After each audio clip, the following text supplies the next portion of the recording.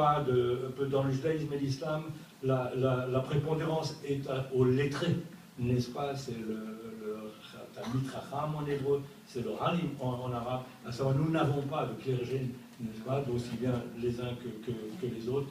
Nos deux religions sont des religions qui sont basées non pas sur la foi, mais sur la pratique religieuse, n'est-ce pas? Les uns l'appellent halakha, les autres l'appellent sharia, et c'est en fait, c'est non seulement le même chemin, c'est la traduction littérale, n'est-ce pas, des mots, et ce qui fait que nous avons une histoire partagée entre juifs et arabes, et non pas seulement des périodes de bonheur, des périodes de malheur. Et donc, c'est là le point essentiel. C'est pourquoi vraiment apprendre l'arabe et apprendre l'hébreu, ça me paraît quelque chose de tout à fait naturel. Apprendre ces deux civilisations parallèlement, c'est aussi naturel. Donc, et c'est là le point essentiel.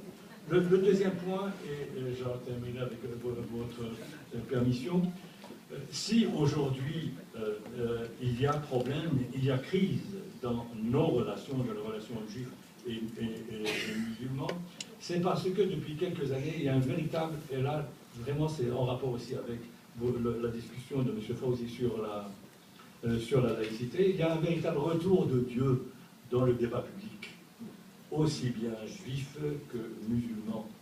Et c'est ce retour de Dieu qui est en train, en fait, de changer, de dénaturer les rapports, de dénaturer le discours judéo-musulman ou le discours judéo-arabe.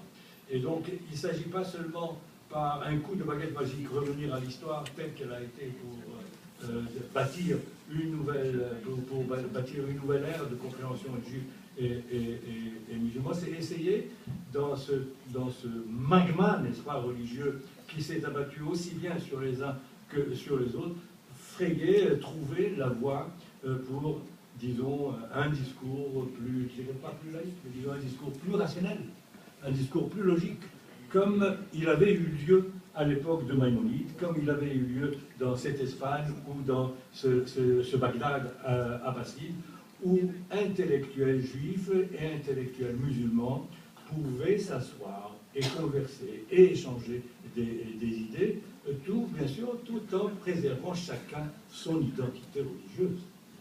Et c'est tant qu'on n'aura pas trouvé peut-être ce chemin, et alors on sera encore en pleine crise, pour ne pas dire autre chose. Merci.